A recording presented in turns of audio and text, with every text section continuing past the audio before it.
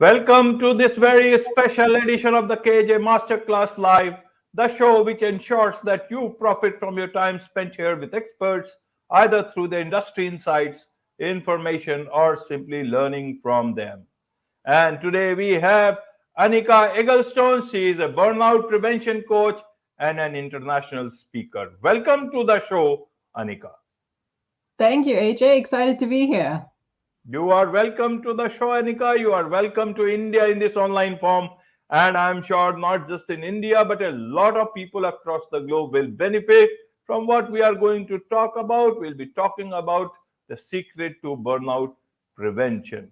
And what better way to understand the story is through your story itself, Annika. So tell us a bit about yourself, your business, which you shut down in 2019 because of burnout, your lessons learned, so that people can understand more about you, that you are coming with a lot of experience on what you are talking about, so that they can get the lessons straight away from the person who has seen it and done it all. Absolutely, yeah.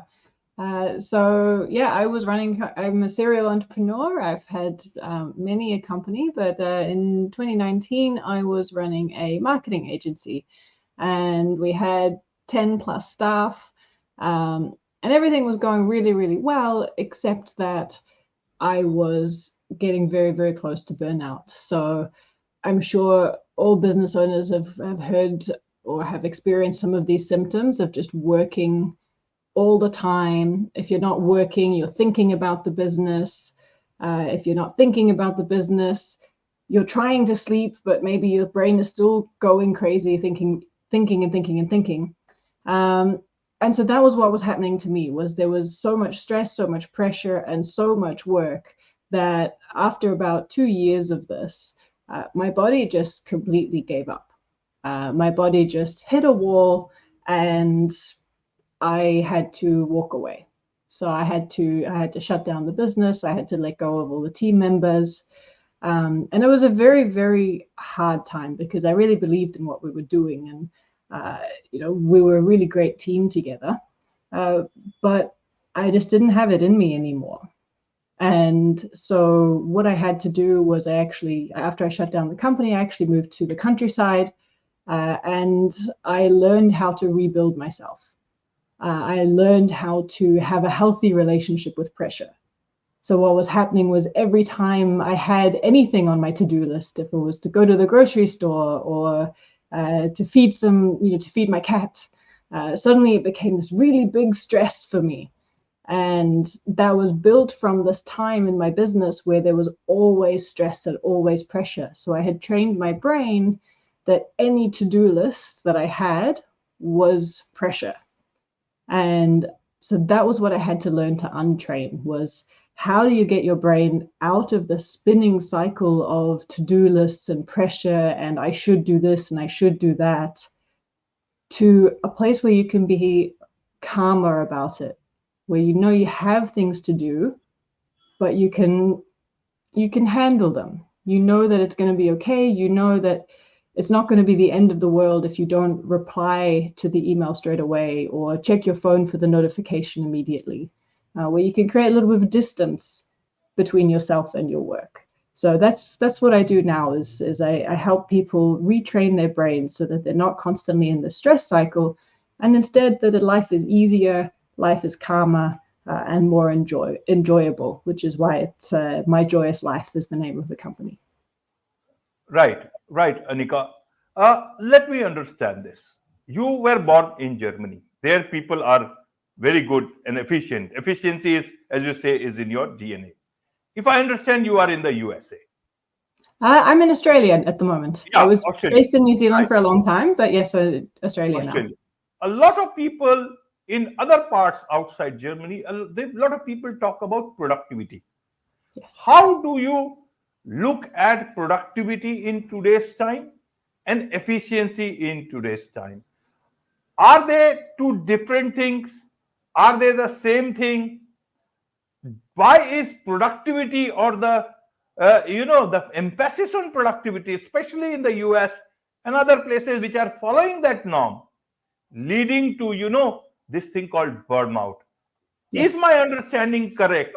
Help me understand how do you see it after your own experience, so that business owners especially can understand the burnout, whether it is burnout because of productivity search, or is it in the search of efficiency, which is actually more and more productivity. Help us understand. Yeah, absolutely. Look, I'm really glad you brought that up around productivity and how, as a society, we're so geared towards being productive. I don't know about you, but for a long time, I don't feel good about my day unless it was a productive day. That's when most people say, "Oh, how was your day?" It was good. For most people, it was good. I got a lot done. But why did we start making our measure of a good day a productive one? So that's also one of the things that I'm trying to shift is there are more ways to have a good day other than a productive one. There is more to life than productivity. Although interestingly, one of the ways to achieve that is through efficiency. So when I talk about efficiency, I mean, what is the cleanest and simplest way of getting from A to B? What are the ways that we can look at our lives and make just really small adjustments so that life is easier for us, so that life is more efficient, so that we have more time, but we don't use that time to be productive. Instead, we use that time to pursue what I call joy, to pursue the things that fulfill us, the things that will actually fill us up on the inside, that sort of feed our soul, because that's what's going to help us prevent burnout. So efficiency creates time. Time can be put towards joyful things, and joyful things will prevent burnout. So that's sort of the chain there. Absolutely, absolutely. Now, how do we do that? That's the problem. How do you uh, actually put that, in work? Because what do your clients generally come to you for, Anika? How do you get them to understand about this aspect of efficiency? Also, a lot of entrepreneurs, small business owners, they are very hands-on with everything. They have to be everything. That's the way they have designed their system. Help us understand about this aspect. Yeah, absolutely. So a lot of clients will come to me because they feel they need more time, and they need more time for themselves, but they just cannot see where in their lives they're supposed to get it. When you're in business, there's always things to do. There's always a to-do list. The work is nonstop if you let it be. And so one of the things that I do with clients is looking at your business and understanding what are the actual important metrics here that you need to be doing versus what can we delegate to somebody else, what can we automate, what can we just not do at all to create those extra pockets of time for you so that you can use that time for yourself. And a really big shift that I find business owners have to make is they have to realize that they do actually need to put themselves first. It sounds so cliche, but putting your own oxygen mask on, taking care of your own needs, and going for a walk or spending an evening with family instead of dealing with another client emergency, that is actually the key to longevity in business. Right, right, Anika.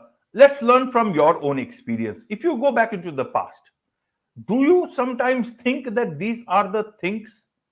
Because a lot of business owners must be passing through that same phase, except that they have not, they are still within that business. That you could have done things differently, either, brought in more people, or type of people, or delegation, or outsource, automated, whatever it is, that could have given you, much more the chance to spend time with yourself. But we learn only these things only after we have moved out of it. I can say that with my own life experience. So it's a very difficult question to answer, but the learnings are always there. So I want you to look back and see that particular part which business owners can learn for themselves, so that they find a way out, rather than putting an end to something that was so good and running well. Help us understand your tips and learnings from that part. Yeah, absolutely. So it's really interesting actually looking back at the company that I had and understanding, if I were my own client now, what would I do differently? And I think very interestingly, yes, there were things we could have delegated better. Like there were things that were on my plate as CEO that I didn't need to be doing, but I chose to do anyway because I felt it was too hard to get someone else to do it, or there were all these different things that for whatever reason I felt like it had to be me when it didn't. But also really interestingly, when I think back, the services that I offered in the company were too broad to allow us to deliver profitably and to deliver efficiently. And so the business model itself actually needed some refinement so that we could have been profitable, and therefore, we didn't need me to constantly put my time and energy into the company to keep it afloat. And I think that's something else that I always like to share with business owners is the resource of free labor effectively that we have as founders of a company that we put into a company. That's a limited resource, the same way that finances are a limited resource. And yes, when finances dip down, we can tap into that resource of free labor and of extra work, longer hours to try and lift the company up. But that can only ever be a short-term fix, because that resource of extra energy from the founder, that will run out at some point. And so you need to make sure that your company, when you look at it as a whole, is actually viable. Right, right. So if I understand correctly, simplicity is the key to business or your offerings, or either in terms of processes, so that it is so simple, or in a way you have designed it that others can understand it, your products or services well. And delegation is very easy because it is a simple thing that anyone else can understand. How do you see, are simplicity and efficiency almost like brothers or sisters, whatever it is, or they are the one person itself? Yeah, I would say simplicity and efficiency sort of do go very much hand in hand. The more efficient you can make things, the simpler things usually get. And yes, I completely understand, when it comes to looking at delegation, that's often something that is a skill that as business owners, we've never learned. We've never been taught, here's how to delegate effectively, which can lead to that frustrating cycle of trying to delegate something and then, it didn't get done the way I wanted, I'll just keep doing it myself. And then suddenly you're back with more work than if you had learned to delegate effectively. So that's one of the things that we teach. But one of the other really important aspects, so yes, efficiency and automating and delegating in the business, making sure that it's a viable business, all of that is one component. But then the other component is tapping into joy. Because I think because as a society, we're so focused on productivity, like we were talking about earlier, we've forgotten what brings us joy, what makes us fulfilled as human beings. We're so focused on being productive, on achieving outcomes, on chasing the next, income. What brings us joy? And so that's something else that I guide people through, is figuring out, how do I nourish myself? How do I fulfill myself so that I have more energy to put into the business again? Right, right. Joy understood. But a lot of people say, this business is my passion. I am following my passion. So how do they know that instead of passion, actually they are moving towards burnout? What are the signs of burnout that someone should can understand from whatever the way things they are doing?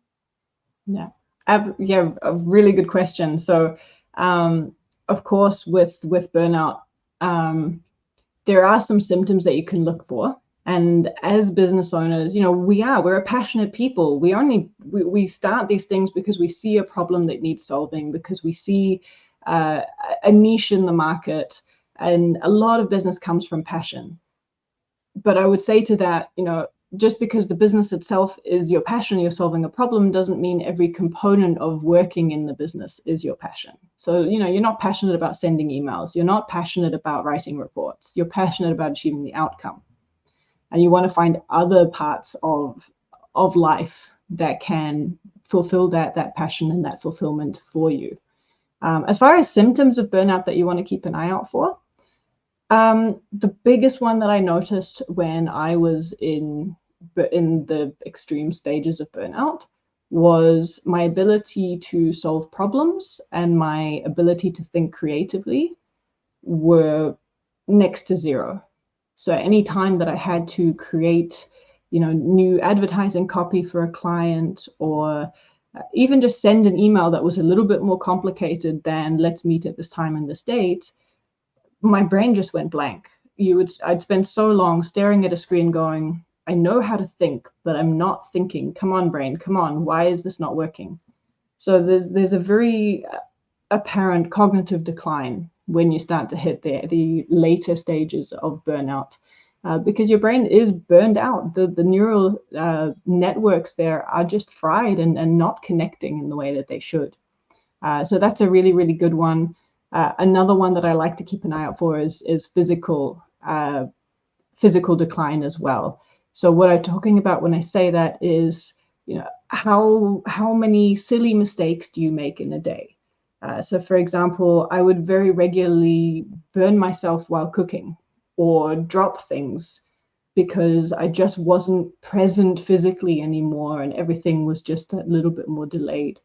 So those, I think, are two very good things to look for is, am I not as sharp as I usually would be mentally, but then also physically? Am I making more problems for myself because I'm not paying fully attention and I'm dropping things, or making a big mess and then I have to deal with it and have to clean it up? And those kinds of things were two really prominent things that I would look for. Absolutely, I totally understand, and I'm sure a lot of other people can understand. In my case, you see, I have created a very simple podcasting process, which you must have also felt at no point. But the problem is, till now it is fine. But the thing is, how do I amplify the messages, the great messages that you people share? But the thing is that, I cannot do it myself. Sometimes I can do a few things here and there. But if I start doing everything myself, it will lead to my burnout until this process will also start getting impacted. So I am looking forward towards simplifying it a little bit wherever I can, or maybe I will outsource this. So I'm just waiting for some more revenues to come in so that actually, all these things can be. But if I start doing it, it will certainly be a very difficult. Forget about that part. I will also spoil this part and make this, simple system start creating barriers even in this system. And that is what I that is why I said I can totally understand these things, and I'm sure a lot of people do understand. So is to-do list is also a big problem in this whole burnout thing. How should one look at their to-do list? I do not have a to-do list, especially on a computer. If I need, I write it down, because that gets my brain thinking whether I need it to be there or I do not need it to be there. How should people or business owners look at their to-do list, Annika? Oh, that's a very good question, AJ. How should business owners look at their to-do list? I think it does require some experimentation to figure out what works for you. So, for example, what you were saying, you just write it down because that gets your brain thinking about, is it necessary or isn't it? And there's a huge power in taking the thoughts out of your head and putting them to paper. I think a lot of the time, particularly if you have sleepless nights because you're thinking of new things to do or new things that you need to do and need to remember, if you can take them out of your head and put them onto paper, that's huge. Then from there, what I always recommend people do is they figure out which ones, like you said, actually matter, which ones are critical, which ones are, I call it, flexible, and which ones are not important. And when you're close to burnout, I always say just focus on the critical ones and maybe fit in a few flexible ones. But for right now, everything else that has to go. Everything unimportant is just not going to happen right now because you actually have limited capacity. When you're headed to burnout, your brain space is restricted. You are much more tired than you normally would be, so you cannot be as productive and as output focused as you normally would be. And so focus on the bare minimums that you need to get done that'll actually keep everything afloat, and then focus on rest. Get yourself healthy, get your capacity up again, and then we can revisit all the other things on your to-do list and figure out which ones still matter and which ones are no longer important. Right. My last question is then, how does a business owner find that he is having no joy in doing what his passion was once? But actually, the real joy is outside this, and that is a different sort of a joy. How does one differentiate between this part to that part? So how does someone differentiate between the joy that they had in their business initially and other types of joy? Yes, which is actually, the right, the secret to burnout: efficiency plus joy. Got it. Yes.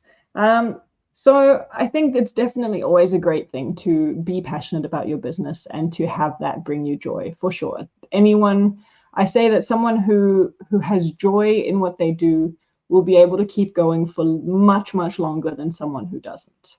But the reason why I say it's important to focus on joy outside of what you do as well and to set aside time to do things just for you is because there's something that happens when you do something without an outcome, when you break that productivity focus and you say, you know what, this 20 minutes, this half an hour, this is just for me.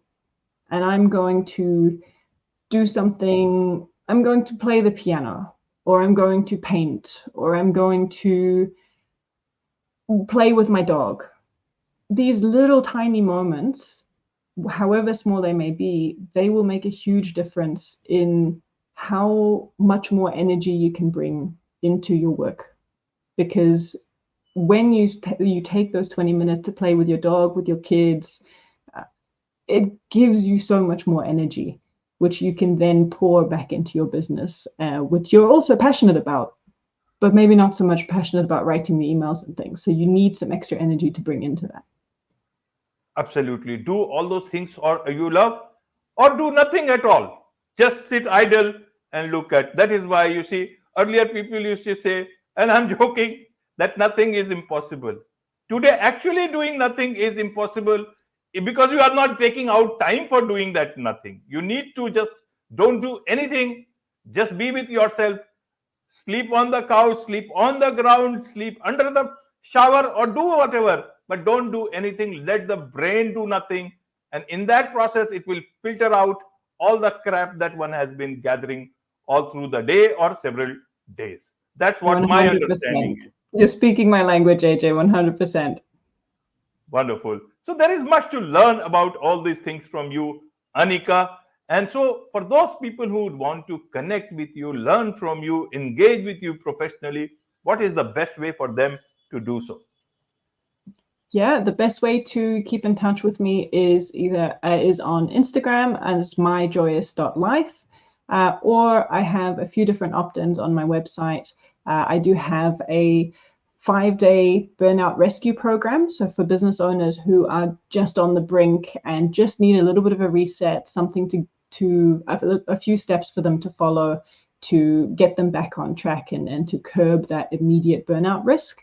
You can head over to my website, myjoyous.life/burnout rescue. And that's where you can find that. Absolutely. Absolutely. It's a wonderful life.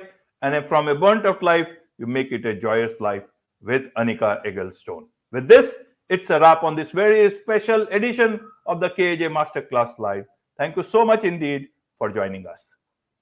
Thank you for having me.